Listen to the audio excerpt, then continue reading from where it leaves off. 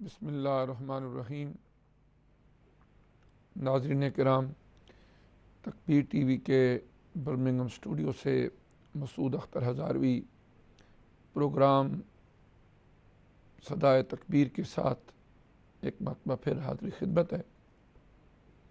جس طرح ہم سب جانتے ہیں کہ اسلامی سال کا 8واں مہینہ شعبان المعظم ہے اور 9واں مہینہ رمضان المبارک کا بابرکت اور مطہر مہینہ ہے۔ شعبان المعظم اس کے آخری ایام ہے اور عنقریب رمضان المبارک کا آغاز ہوگا۔ نبی کریم صلی اللہ علیہ وآلہ وسلم کے مبارک معمولات میں سے ایک بات ہمیں یہ ملتی ہے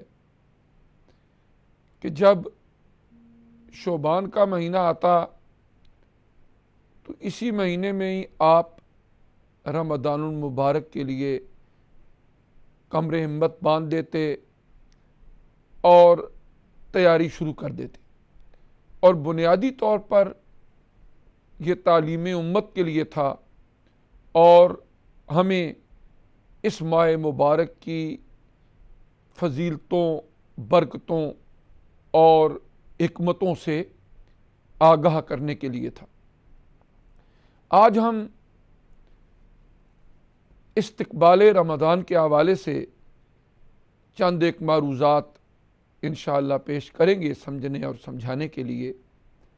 ویسے تو آج کل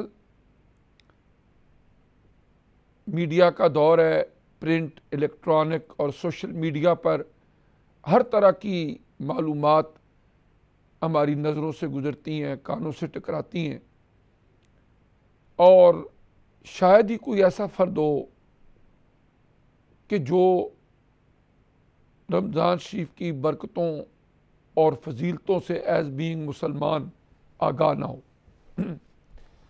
لیکن اس حقیقت کا انکار ممکن نہیں کہ فقط انفارمیشنز، صرف اطلاعات یا معلومات ناکافی ہوتی ہیں جب تک کہ انسان کے سینے میں دھڑکنے والا جو دل ہے وہاں پر ان معلومات کے مطابق عمل پیرا ہونے کا جذبہ اور تڑپ پیدا نہ ہو۔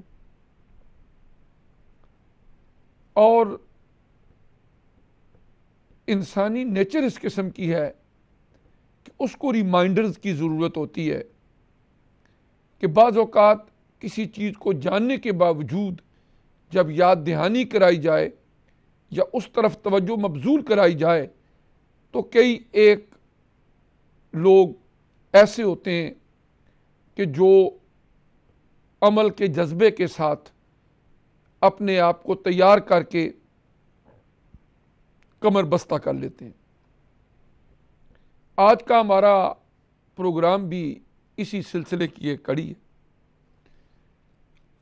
نبی کریم صلی اللہ علیہ وآلہ وسلم کے ارشادات عالیہ کی روشنی میں جو یکے بعد دیگرے 3 مہینے آتے ہیں، رجب المرجب، شعبان المعظم اور رمضان المبارک، ان میں سے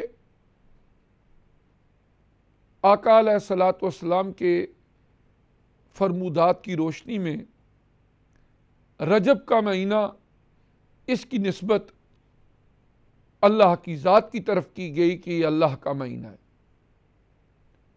اور شعبان المعظم جو مہینہ ابھی گزر رہا ہے، حضور نبی کریم صلی اللہ علیہ وسلم نے فرمایا کہ یہ میرا مہینہ ہے۔ اور اس کے بعد جو رمضان المبارک کا بابرکت مہینہ آ رہا ہے، اس کے بارے میں ارشاد فرمایا کہ یہ میری امت کا مہینہ ہے۔ اور سال میں ایک مرتبہ رمضان المبارک کی آمد، اس کی رحمتیں اور برکتیں جو بھی اپنے دامن طلب کو پھیلا کے اپنے دل کے پیالے کو سیدھا کر کے اللہ کی بارگاہ میں جھکتا ہے تو اسے اندازہ، احساس اور کیفیت ضرور محسوس ہو جاتی ہے کہ رمضان شریف کی رحمتیں اور برکتیں کس قدر ہیں۔ اللہ تعالیٰ اپنے بندوں پر بہت زیادہ رحیم ہے، کریم ہے، اور کئی ایک بہانے ان کے گناہوں کی مغفرت کے، ان پر اپنی رحمتیں نچھاور کرنے کے اور اپنی برکتوں کے نزول کے ان کو مہیا کرتا ہے۔ خوش قسمت ہوتے ہیں وہ لوگ جو ان بابرکت لمحات سے مستفیض ہوتے ہیں، اپنے گناہوں کی معافی کا کوئی سامان پیدا کر لیتے ہیں، اصلاح اعمال کی کوشش کرتے ہیں، اپنی زندگی کو تبدیل کر کے اگر خدا نخواستہ کسی غلط فہمی یا کج فہمی میں مبتلا ہو کے کسی غلط ڈگر پہ چل رہے تھے تو وہ سیدھے راستے پر آنے کے لیے اپنی راہیں ہموار کر لیتے ہیں۔ لیکن کچھ وہ بھی ہوتے ہیں کہ جن کے دلوں پہ تالے لگ گئے، مزاج کے اندر اس حد تک سختی آ گئی کہ یہ ساری رحمتیں برکتیں نازل ہوتی رہتی ہیں لیکن ان پر کوئی اثر نہیں ہوتا اور کوئی تبدیلی ان کے کردار و عمل میں رونما نہیں ہوتی۔ دعا یہ ہے کہ اللہ پاک ہمیں ان خوش قسمت لوگوں میں سے کرے کہ جو اس بابرکت مہینے کے قدردان ہوتے ہیں اور اللہ و تبارک و تعالی سے دعائیں التجائیں کر کے، عبادات کر کے، قرآن عزیز کی تلاوت کر کے، ذکر اذکار میں مشغول رہ کے، دن کا صوم اور رات کا قیام بجا لا کے اپنے لیے اللہ و تبارک و تعالیٰ کا قرب حاصل کرتے ہیں۔ اور وہ لوگ جو اس نعمت عظمیٰ سے محروم ہیں، اللہ پاک ان کے دل کے اندر بھی نرمی پیدا کرے، شیطانی وساوس اور نفسانی خواہشات کے چنگل سے نکال کے صراط مستقیم پر گامزن ہونے اور اپنی آخرت کی فکر کرنے کی توفیق عطا فرمائے۔ سوال یہ پیدا ہوتا ہے کہ جب بھی کسی شخصیت کا، کسی مہینے کا استقبال کیا جاتا ہے، اس کے لیے کوئی ضابطہ اخلاق بنایا جاتا ہے، اس کے لیے کوئی طریقہ کار طے کیا جاتا ہے تاکہ بطریق احسن اس استقبال کے مراحل پائے تکمیل تک پہنچ سکے۔ رمضان شریف کا مہینہ ہر سال آتا ہے، گزر جاتا ہے، آتے رہیں گے، آتے رہیں گے، گزرتے رہیں گے اور جاتے رہیں گے۔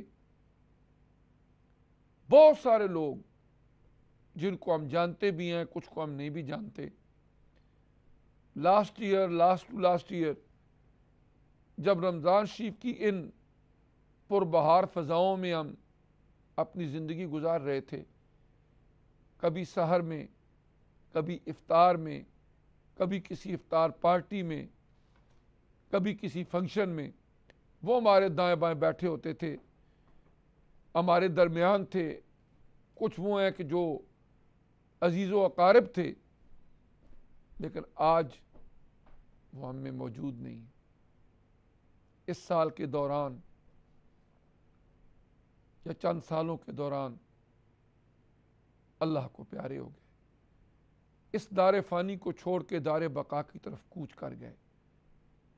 رہنا یہاں کسی نے بھی نہیں، ہر ایک نے جانا ہے اپنی اصل منزل مقصود کی طرف۔ نہ جانے اگلے سال 2017 میں جب رمضان شریف کا یہ بابرکت مہینہ آئے، ہم میں سے کون اس دنیا میں موجود ہو اور کون حکم الہی کے سامنے سر تسلیم خم کرتے ہوئے یہاں سے کوچ کر کے برزخ کی منزلوں کو طے کر رہا ہو، قبر کی ان منزلوں کو طے کر رہا ہو، آپ ذرا غور کریں کہ کیسا وہ منظر ہوتا ہے کہ کتنے عزیز قریبی ہمارے تعلق والے ماں باپ ہوں، اولاد ہو، بھائی بہنیں ہوں، باقی اعزاء و اقارب ہوں، زندگی میں جان نچھاور کرنے والے قریبی رشتہ دار، دوست اور عزیز ہوں، وہ بھی اپنے ہاتھوں سے اس باڈی کو وہاں رکھ کے اوپر کئی من کی سلیپیں یا پتھر رکھ کے پھر اس کے اوپر من و مٹی ڈال کے اس قبر کی تہ انبار کر کے اپنے گھروں کو واپس آ جاتے ہیں۔ وہاں پر جواب دہی ہم نے خود کرنی ہوتی ہے۔ جو بھی دنیا سے چلا جاتا ہے ایک ایک عمل کا حساب و کتاب دینا ہوتا ہے۔ قرآن پاک کے 30ویں پارے میں اللہ پاک نے فرمایا، کسی نے رائی کے دانے کے برابر بھی نیکی کی وہ اس کو اپنے سامنے دیکھ لے گا، اور اگر چھوٹی سی چھوٹی برائی کی وہ بھی اس کے سامنے ہوگی۔ اس وقت اس کو جواب دینا ہوگا۔ دنیا کی زندگی میں تکلیفیں پریشانی آتی ہیں، لوگ گھبرا جاتے ہیں، اب تو گھبرا کے یہ کہتے ہیں کہ مر جائیں گے۔ ارے مر کے بھی چین نہ پایا تو کدھر جائیں گے؟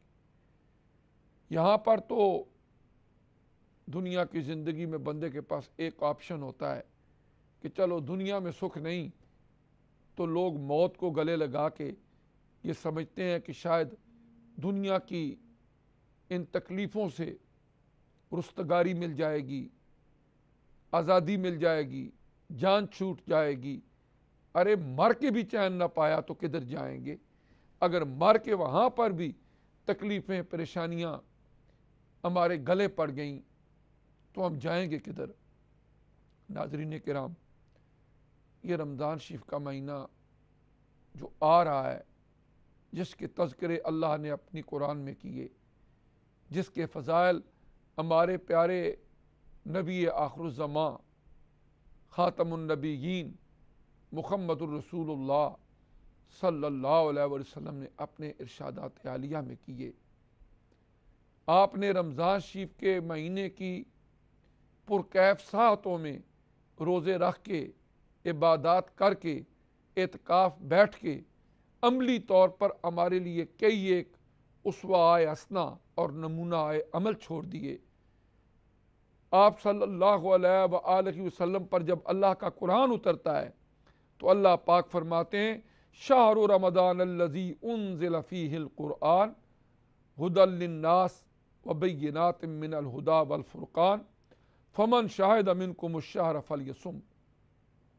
قرآن کی عظمت یہ رمضان کی عظمت یہ بیان کی گئی کہ یہ وہ مہینہ ہے رمضان کا کہ جس میں اللہ نے قرآن کو نازل فرمایا، جو انسانوں کے لیے سامان ہدایت اپنے اندر سمیٹے ہوئے ہے، اور اللہ نے واضح نشانیاں اس میں اور بیان فرما دی اور حق و باطل کے درمیان فرق کرنے والا ہے۔ اور پھر ارشاد فرما دیا کہ تم میں سے اپنی اس عارضی زندگی میں جو دنیا کی زندگی ہے، جو بھی اس مہینے کو پالے وہ اس مہینے میں روزے رکھے۔ پورے قرآن پاک میں صرف ایک اسلامی مہینے کا نام آیا ہے۔ ویسے تو ایک مقام پر ارشاد فرمایا گیا کہ ٹوٹل 12 مہینے اور 4 اس میں حرمت والے ہیں، لیکن وہاں پر نومینیٹ نہیں کیا گیا۔ اس کی بھی جو تشریح ہے وہ حدیث سے ہوئی ہے کہ 12 مہینے کون سے ہیں اور حرمت والے 4 مہینے کون سے ہیں۔ وہ 3 مہینے تو یکے بعد دیگرے آتے ہیں، ذوالقعد، ذی الحج، محرم اور چوتھا رجب المرجب۔ ان 4 مہینوں کو حرمت والا مہینہ قرار دیا گیا، اور باقی 12 کے 12 مہینے، لیکن کسی مہینے کا نام نہیں آیا سوائے رمضان کے۔ اور یہ بھی ایک معلوماتی بات ہے جاننے سمجھنے والی کہ پورے قرآن پاک کے اندر صرف ایک صحابی رسول صلی اللہ علیہ وسلم کو نومینیٹ کیا گیا، حضرت زید رضی اللہ تعالیٰ عنہ۔ پورے قرآن پاک میں صرف ایک عورت کا نام ہے اور ان کا نام ہے حضرت مریم علیہ السلام. کسی اور عورت کا نام وہاں مینشن نہیں ہوا. اور پورے قرآن پاک میں 12 مہینوں میں سے رمضان شریف کے علاوہ کسی بھی مہینے کا نام نہیں ذکر کیا گیا. یہ اس مہینے کی ایک خصوصیت. اور اس مہینے کو کیسے گزارا جائے؟ ناظرین کرام، ہم تو ایک آئیڈیا، ایک سکیجول، تھوڑی سی رہنمائی وہ کر سکتے ہیں. گزارنا تو ہر ایک نے اپنے اپنی مصروفیات، مشغولیات اور معمولات کے مطابق ہے. ظاہر ہے کہ اسلام ترک دنیا کی تعلیم تو نہیں دیتا. ہم نے کاروبار بھی کرنے ہیں، آفیسز میں بھی جانا ہے. اگر کوئی اسٹوڈنٹس ہیں تو انہوں نے اپنی ایجوکیشن کے لیے کالجز اور یونیورسٹیز میں بھی جانا ہے. گھروں کے بھی معاملات کرنے ہیں. اگر لیڈیز ہیں ان کے لیے امور خانہ داری بھی ہیں، بچوں کو بھی سنبھالنا ہے. بعض اوقات بچوں کو پیک ڈراپ کے بھی معاملات ہوتے ہیں. یہ ساری چیزیں ہماری زندگی میں ساتھ ساتھ چلتی ہیں. لیکن رمضان شریف کا جو مہینہ ہے اس میں زیادہ توجہ ان سارے معمولات کے ساتھ اپنے فارغ اوقات میں عبادات کی طرف دی جائے. اس میں تلاوت قرآن پاک ہے، ذکر الہی ہے، درود پاک ہے. اس کے علاوہ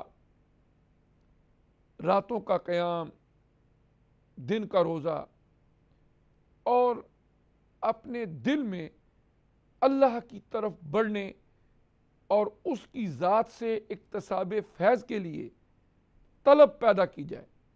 جب انسان اپنے دل میں ایک انابت، طلب، اس کو پیدا کر لیتا ہے تو یہ ایک طے شدہ بات ہے کہ اللہ تبارک و تعالی خود ہی اس کے لیے رستے ہموار کرنا شروع کر دیتے ہیں. اللہ تبارک و تعالی ایسی راہیں ہموار کر دیتے ہیں، ایسے رستے ہموار کر دیتے ہیں کہ وہ شخص، اس کے لیے آسانیاں پیدا ہو جاتی ہیں. نفسانی خواہشات، شیطانی اور ابلیسی وسوسے اور لغزشوں کی طرف متوجہ کرنے کے سارے حربے وہ ماند پڑ جاتے ہیں. کوئی بندہ کسی کو لیکچرز کے ذریعے، تقاریر کے ذریعے، کتابوں کے ذریعے، نصیحتوں کے ذریعے ہدایت نہیں دے سکتا. واللہ یہدی من یشاء الی صراط مستقیم. اللہ ہی کی ذات ہے جو صراط مستقیم کی طرف انسانوں کو گامزن کرنے والی ہے. لیکن اتنی بات ضرور ہے کہ اللہ تبارک و تعالیٰ نے ہر انسان کے اندر ایک ایسا مضبوط نظام بنایا ہوا ہے کہ نصیحتیں سن کے، کسی تقریر کو سن کے، کسی بیان کو سن کے، اگر اس کے دل میں یہ خیال مضبوط ہو جاتا ہے کہ میں نے اپنی زندگی اس ڈگر اور اس رستے پہ چلانی ہے، اور اللہ سے توفیق بھی مانگتا ہے کہ جو مجھے دنیا میں بھی عزت آبرو عطا کرے، اور کل جب میں نے قبر میں جانا ہے تو وہاں پر بھی میرے لیے آسانیاں پیدا ہوں، وہاں بھی میرے لیے مشکلات نہ ہوں، قبر کی تنگی نہ ہو، کشائش ہو. وہاں اللہ کے فرشتے، رحمت کے فرشتے وہاں میرے استقبال کے لیے کھڑے ہوں. تو پھر زندگی اس نہج اور اس ڈگر پہ چلانی ہوگی کہ جو اللہ کے نبی نے ہمیں زندگی گزارنے کا طریقہ اور سلیقہ سکھایا ہے. اور وہ طریقہ وہ ہے کہ جس میں دنیا کے معاملات کو بھی حسن و خوبی سے سر انجام دینا، حقوق العباد کو بھی بجا لانا، اور اللہ تبارک و تعالیٰ کی عبادت اس سے بھی غفلت کا رویہ نہ رکھنا. ابھی یہ آخری عشرہ ہے شعبان المعظم کا۔ اور ناظرین کرام، عنقریب ہمارے سروں پر نہایت عظیم الشان مہینہ سایہ فگن ہوگا، جس میں جنت کے دروازے کھول دیے جاتے ہیں۔ اللہ کریم اپنی کرم نوازی سے جہنم کے دروازوں کو بند کر دیتے ہیں۔ وہ سرکش شیاطین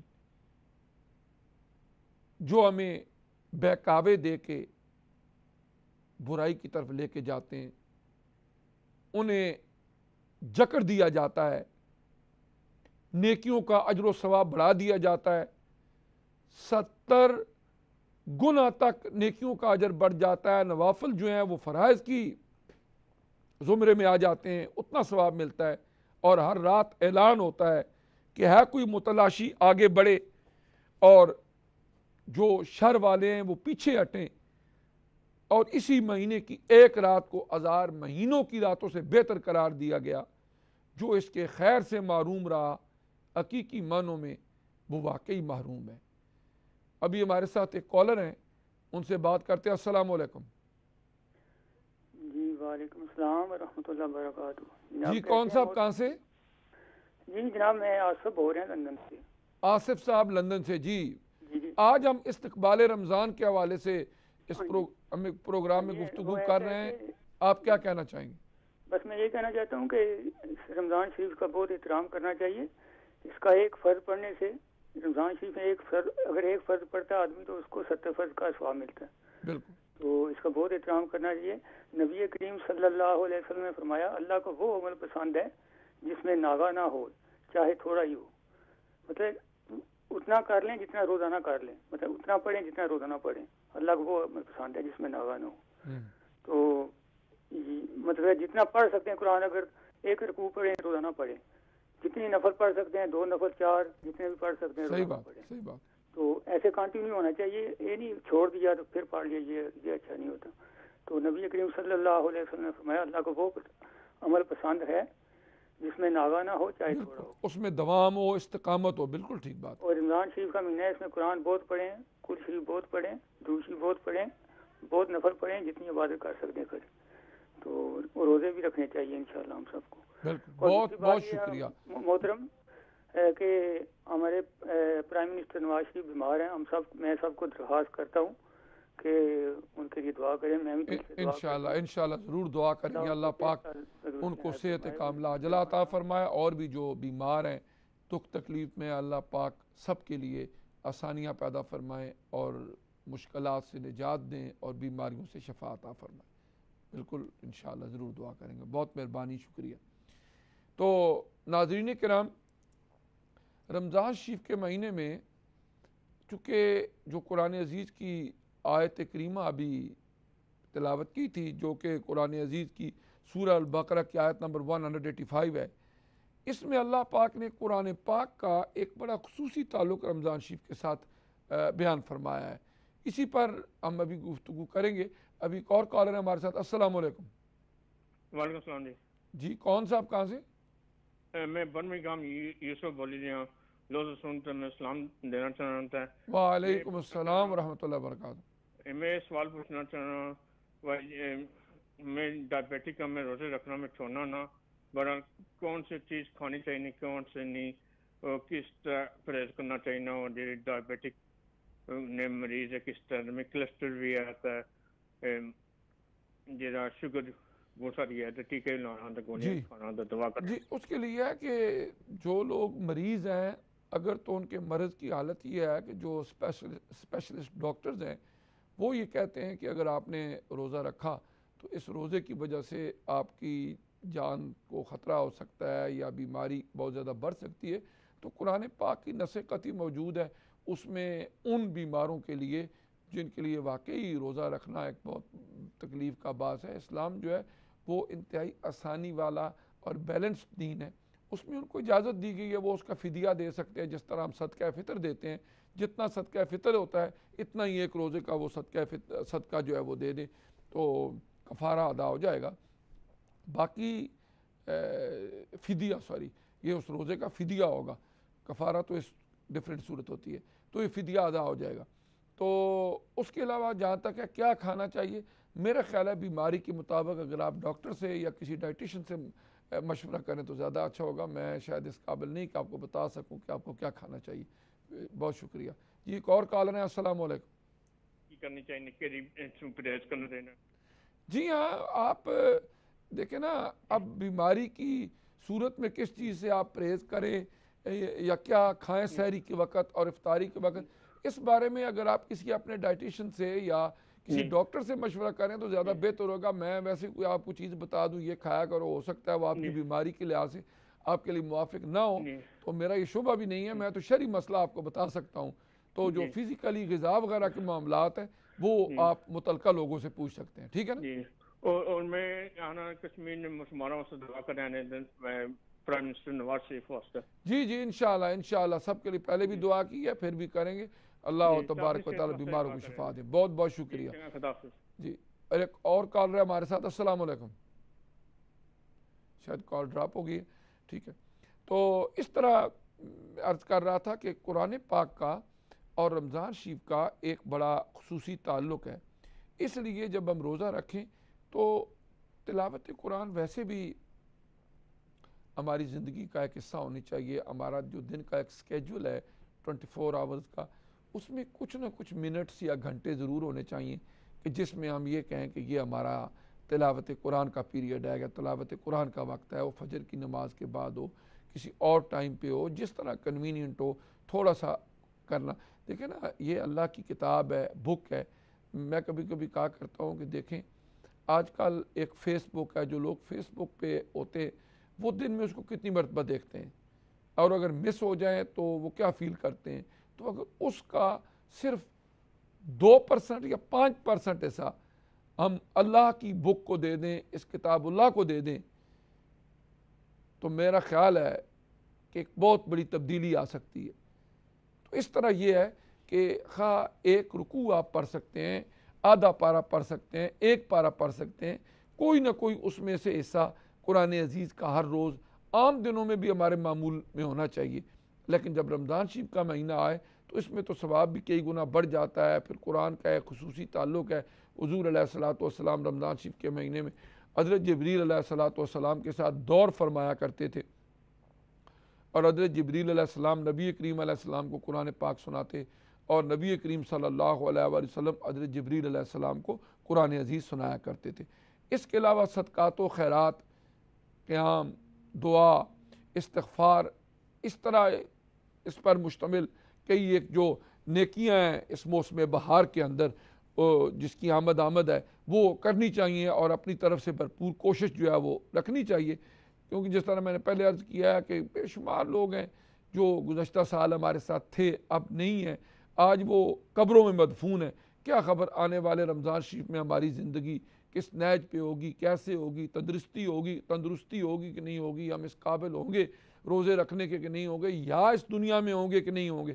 اس لیے آنے والے مہینے کا خیر و خوبی کے ساتھ ہمیں استقبال کرنا چاہیے، اور اس ماہ مبارک کے آنے سے پہلے اس کے مقصد کو، روزہ رکھنے کے مقصد کو، اور اس کا جو پیغام ہے بنیادی طور پر، اس کو اپنے ذہن میں بٹھانے کی اور تازہ کرنے کی ضرورت ہے، تاکہ بھرپور طریقے سے ہم فائدہ اٹھا سکیں اس ماہ مبارک سے۔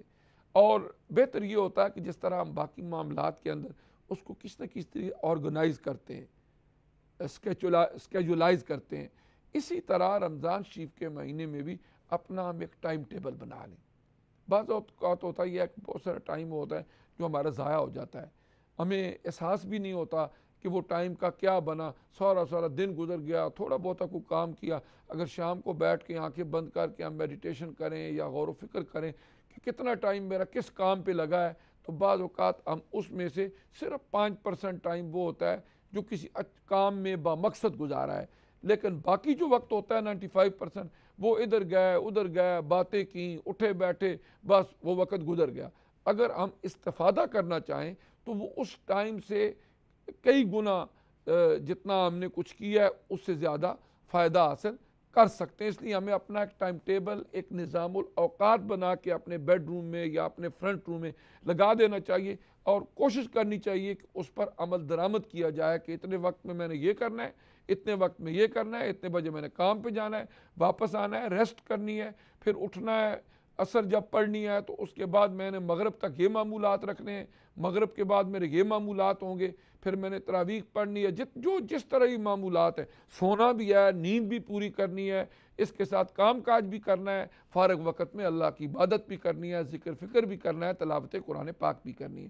تو ابھی ایک کالر ہے ہمارے ساتھ. السلام علیکم. وعلیکم السلام ورحمۃ اللہ وبرکاتہ. مغرب علامہ صاحب, آپ کو بہت ساری دعائیں, اور آپ سے بھی دعاؤں کی گزارش ہے. میرے ایک دو سوال ہیں چھوٹے چھوٹے, جی جی مجھے فون پہ ہی جواب دے دیجیے گا, آپ سے ریکویسٹ ہے. جی جی علامہ صاحب, ایک تو یہ کہ وامٹنگ جب آتی ہے تو بھر کے منہ کہہ آئی تو اس سے وضو ٹوٹ جاتا ہے. تو آپ سے گزارش تھی کہ اگر کوئی بزرگ بہت ہی بوڑھا اور ضعیف ہو تو ان کے منہ سے بار بار جیسے ٹائپ آ جاتی ہے, اور وہ منہ سے صاف کر کے تو اپنے دوپٹے سے صاف کر لیتے ہیں, تو کیا یہ بھی نجاست میں تو نہیں آتا ہے, یا اس سے بھی وضو تو ٹوٹ نہیں جاتا؟ اور دوسرا علامہ صاحب, آپ سے ریکویسٹ تھی کہ جب ہم کوئی دعا مانگ رہے ہوتے ہیں تو جب اس وقت اللہ کے آگے جھکے ہوتے ہیں تو جب ہمارے آنسو نکلتے ہیں تو بعض اوقات منہ میں آ جاتے ہیں, اور اس کی نمکین پن اس کا ہمیں محسوس ہوتا ہے, تو کیا اس سے وضو میں تو کوئی فرق نہیں پڑتا؟ جزاکم اللہ, احسن الجزا. ٹھیک ہے. بہن نے ہم سے دو باتیں جو پوچھی ہیں. جو پہلی بات ہے کہ منہ بھر کے جب کہہ آتی ہے تو ظاہر ہے اس سے وضو ٹوٹ جاتا ہے. اگر کوئی بزرگ ہیں تو ان کو اگر وہ وضو کر سکتے ہیں تو وضو کریں, اور اگر ان کی حالت یہ ہے کہ بالکل وضو کرنے کے قابل نہیں ہے تو اسلام میں تیمم کا ایک طریقہ بتایا گیا ہے, وہ تیمم ان کو کرا سکتے ہیں. اور ایک صورت اور ہوتی ہے کہ اگر مسلسل کسی کو یہ تکلیف ہو, مثال کے طور پر مثال کے طور پر کوئی ڈراپنگ کی تکلیف ہوتی ہے, کوئی قطرے آتے رہتے ہیں بار بار, یا کوئی ایسا واؤنڈ ہے, زخم ہے, انجری ہے کہ جس سے بار بار وہ خون رستا رہتا ہے یا پیپ رستی رہتی ہے, اور کوئی اس میں سے ایسا لمحہ نہیں ہوتا کہ فرصت ہو, اس کا طریقہ کار فقہاء کرام نے یہ بتایا کہ ایک نماز کے ٹائم وضو کر لے, اگلی نماز کا وقت آنے تک اگر وہ تکلیف مسلسل جاری رہتی ہے, اس دوران جو بھی نماز وغیرہ پڑھنی ہے پڑھ لیں, نیکسٹ نماز کا ٹائم آئے تو ایک دفعہ وضو کر لیں. اس دوران اگر وہ تکلیف برقرار بھی رہتی ہے تو اس عذر کی وجہ سے وہ نماز, تلاوت قرآن, یہ چیزیں جائز ہوں گی. لیکن یہ اس صورت میں ہے کہ جب ان بٹوین کوئی اس کو فرصت نہیں ملتی کہ وہ تازہ وضو کر کے وہ درمیان میں اتنی دیر میں نماز پڑھ سکے, بلکہ وہ کنٹینیوسلی مسلسل جو ہے وہ یہ سلسلہ چلتا رہتا ہے.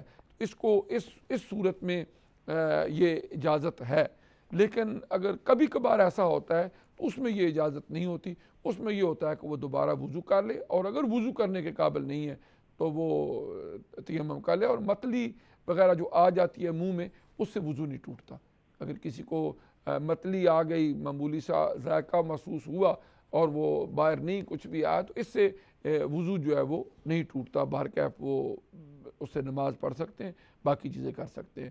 تو میں عرض یہ کر رہا تھا کہ استقبال رمضان کرتے ہوئے ہمیں سب سے پہلے تو اپنا ایک ٹائم ٹیبل بنا لینا چاہیے, اور اس کے لیے میں تو نہیں بنا سکتا, میرا ایک ڈیفرنٹ معمول ہوگا. صاحب آنسو کا گزارش, آنسو کی جو آنسو منہ میں چلے جائیں تو نہیں, اس سے بھی وضو نہیں ٹوٹتا. جزاکم اللہ, احسن. جی ٹھیک, بہت مہربانی, بہت شکریہ. تو اس کے لیے ہے کہ جو ٹائم ٹیبل ہے وہ جو میں بات عرض کر رہا تھا کہ اس میں ہم وہ سارا کو لکھ لیں کہ کس وقت میں نے کیا کرنا ہے, اور کوشش کریں کہ رمضان شریف کا مہینہ اس میں فضولیات سے بچیں. کچھ وبائیں ہیں ہمارے معاشرے کی, اللہ تعالیٰ مجھے بھی اور جملہ ناظرین کو بھی محفوظ فرمائے. ان وباؤں سے جان چھڑانے کی ضرورت ہے. گناہ ہیں, بڑے بڑے گناہ ہیں, لیکن انفارچونیٹلی سوشل زندگی میں, اپنے سماج اور معاشرے میں ہم بعض اوقات چسکے لے کر باتیں کرتے ہیں اور ان گناہوں کو گناہ نہیں جانتے.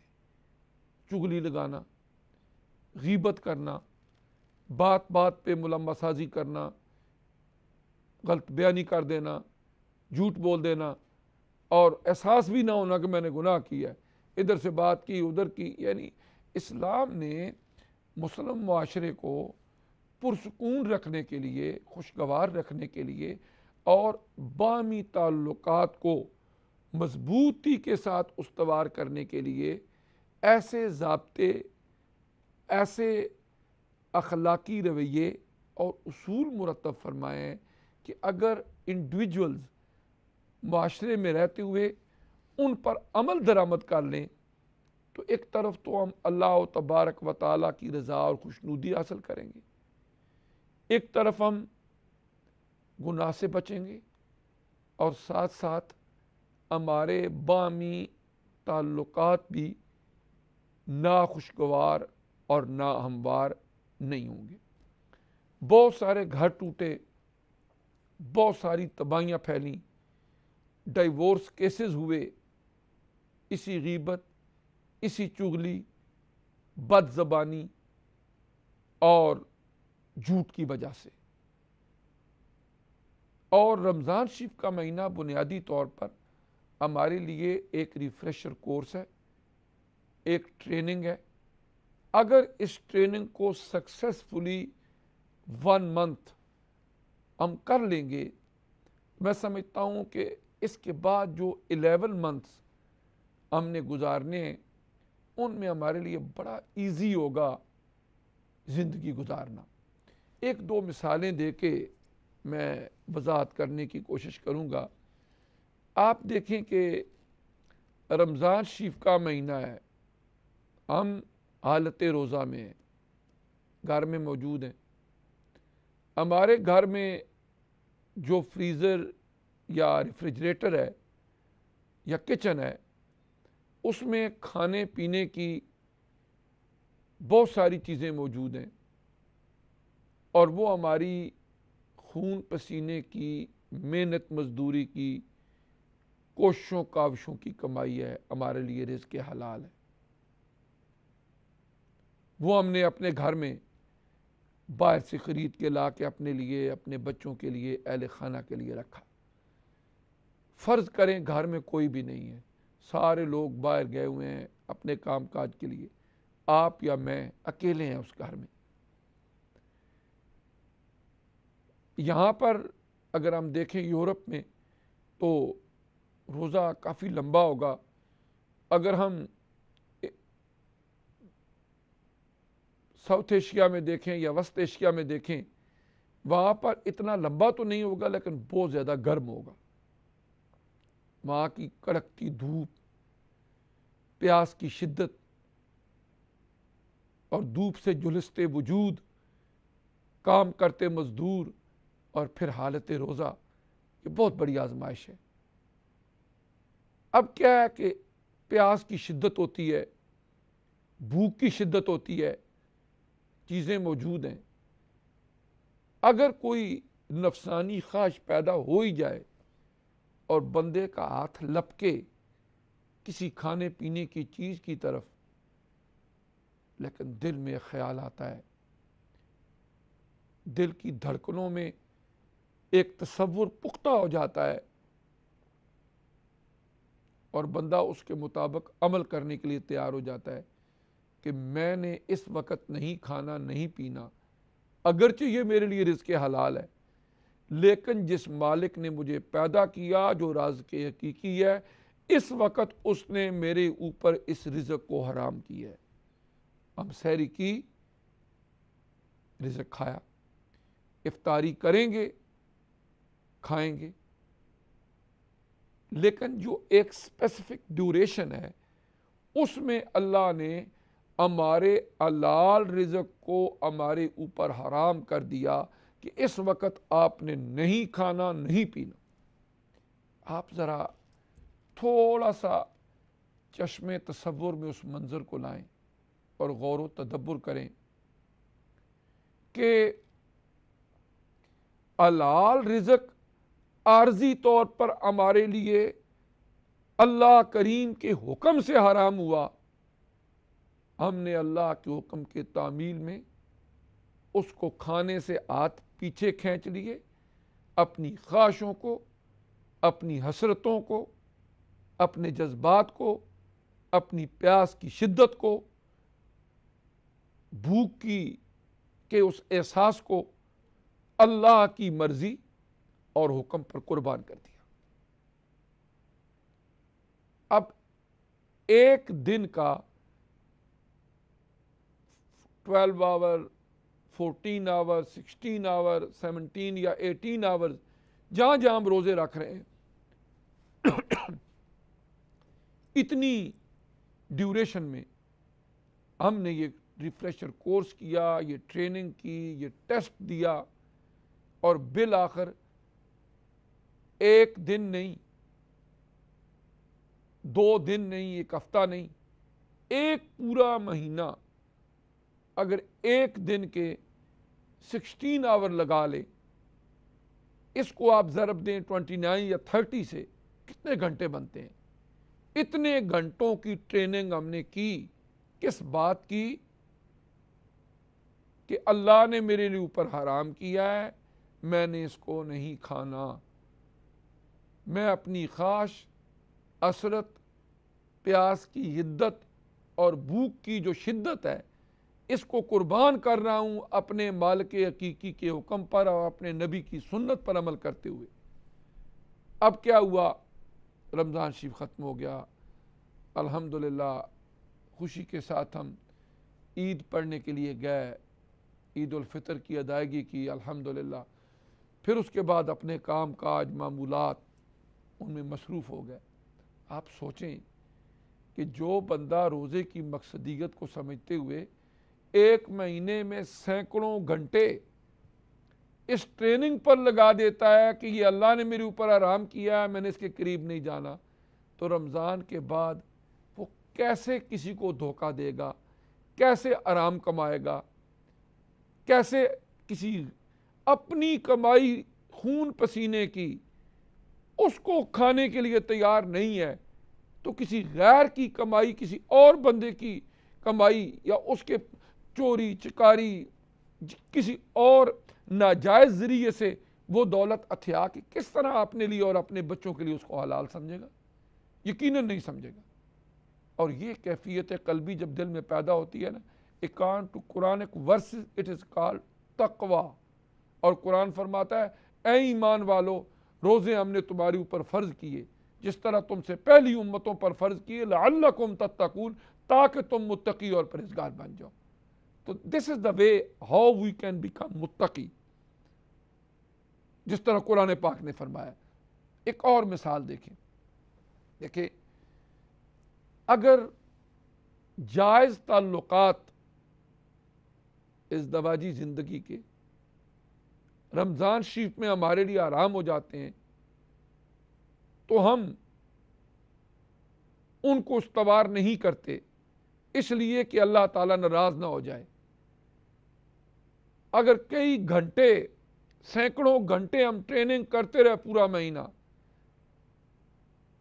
اب یہ مہینہ گزر گیا، تو جو حلال اور جائز ذریعہ تھا اپنے جذبات کی تسکین کا، ایک اسپیسیفک ڈیوریشن میں اللہ کریم نے آرام کیا، تو ہم نے اس کو آرام جانا اور اللہ کی رضا کے لیے اپنے جذبات اور خواہشات اور اشتہا کو قربان کر دیا۔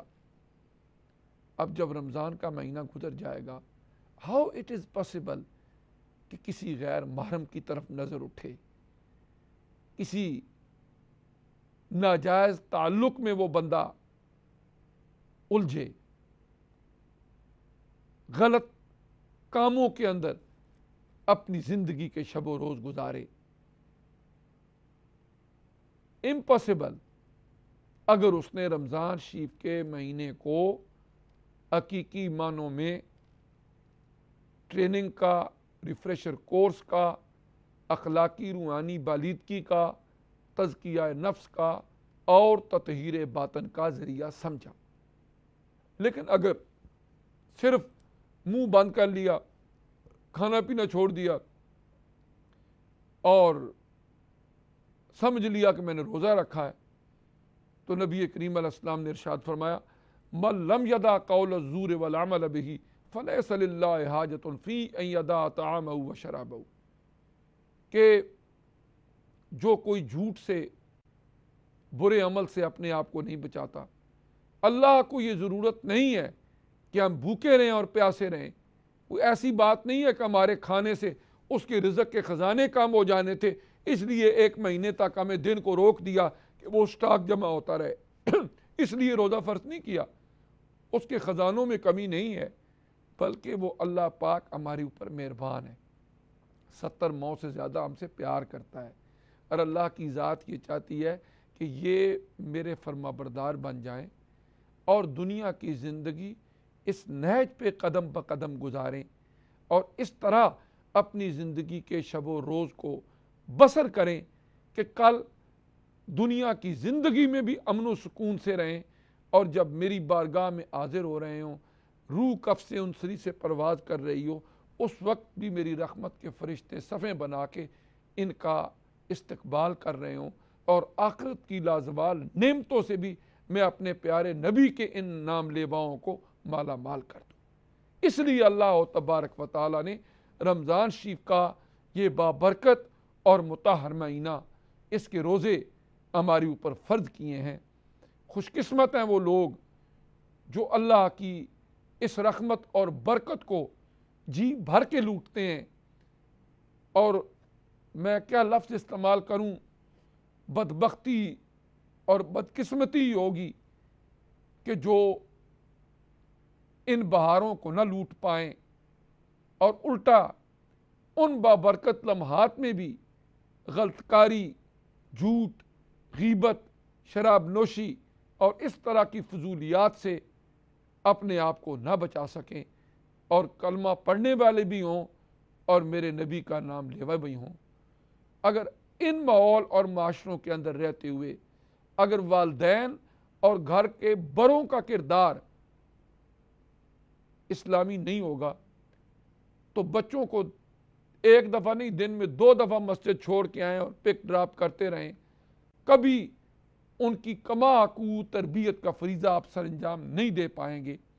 ماں باپ کو چاہیے اپنی اصلاح کی کوشش کریں، اگر کوئی کمی کوتاہی تھی اللہ سے معافیاں مانگے. التائب من الذنب کمن لا ذنب له او کما قال رسول اللہ صلی اللہ علیہ وسلم.